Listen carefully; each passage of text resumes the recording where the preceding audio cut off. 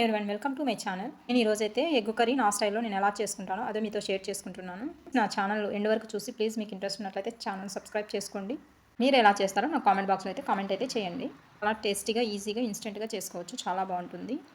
ఈ recipe end వరకు చూసి ట్రై చేసిన వాళ్ళు కూడా నా కామెంట్ బాక్స్లో అయితే కామెంట్ అయితే చేయండి. చాలా ఈజీ ప్రాసెస్లో అయితే రెసిపీ ఉంటుంది. స్టవ్ ఆన్ చేసి మీడియం ఫ్లేమ్లో పెట్టుకోవాలి.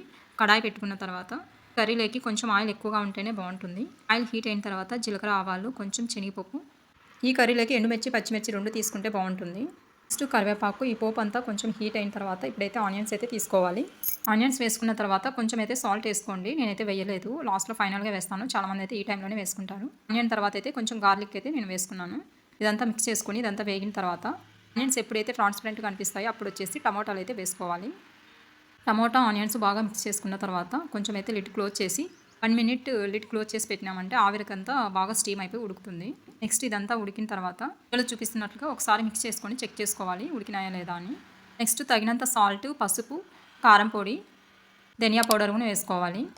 ఎగ్ కర్రీ వేసుకునేటప్పుడు గరం మసాలా వేసుకుంటే చాలా బాగుంటుంది. అయితే నేనైతే వేయలేదు. కావాలనుకున్న వాళ్ళు గరం మసాలా కూడా వేసుకోవచ్చు, చాలా టేస్టీగానే ఉంటుంది. ఇప్పుడు తగినంత వాటర్ వేసి ఒకసారి లిడ్ క్లోజ్ చేసి చూపిస్తున్నట్లుగా సార్ అంతా మిక్సింగ్ చేసిన తర్వాత ఇప్పుడైతే లిడ్ క్లోజ్ చేసేసి 3 మినిట్స్ అయితే ఉడికించినామంటే ఆయిల్ అంతా పైకి వస్తుంది. ఆయిల్ పైకి వచ్చింది అంటే కర్రీ అంతా రెడీ అయిపోయినట్లే. అది తక్కువ క్వాంటిటీలో చేశాను కనుక త్వరగా అయింది నాకు 3 మినిట్స్ లోపల.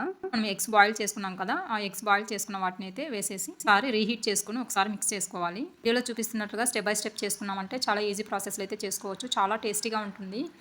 స్టవ్ ఫ్లేమ్ అనేది ప్రాబ్లం అవడం వల్ల నేను రీహీట్ అయితే చేస్తున్నాను అప్పుడు ఆఫ్ చేసి. ఒకసారి సాల్ట్ చెక్ చేసుకొని మనం సర్వ్ చేసుకున్నామంటే చాలా టేస్టీ ఎగ్ కర్రీ అయితే రెడీ అయిపోయింది. ప్లీజ్ ఇంట్రెస్ట్ ఉన్న వాళ్ళు ట్రై చేయండి. ట్రై చేసిన వాళ్ళు తప్పకుండా నా కామెంట్ బాక్స్లో అయితే కామెంట్ అయితే చేయండి. నా ఛానల్లో నా వీడియోస్ ఒకసారి చెక్ చేసి మీకు నచ్చినట్లయితే లైక్ చేయండి, షేర్ చేయండి, అలాగే సబ్స్క్రైబ్ చేసుకోండి. నేను పెట్టే ప్రతి వీడియో మీకు నోటిఫికేషన్ అయితే వస్తుంది.